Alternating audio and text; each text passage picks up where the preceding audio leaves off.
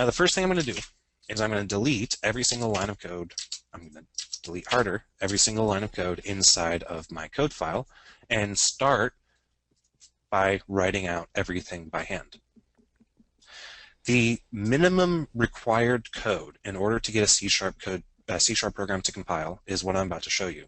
If I were to try to hit F5 right now, I would get a compile error telling me that the csc.exe said that my project was invalid for some reason. So let's fix that. I'm going to start off by writing class program. Then I'm going to write public static void main.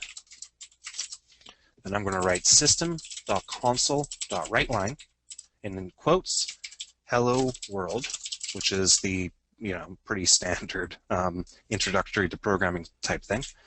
Then I'm going to do system.console.readKey. This is pretty much the minimum program that you need in order to compile and have something written to the screen. So when I hit F5, again, I'm hitting F5. You may also, if you have your standard toolbar open, you also will be able to click the Start button, or you can go up to the Debug menu and hit Start Debugging. So those three things do the same thing.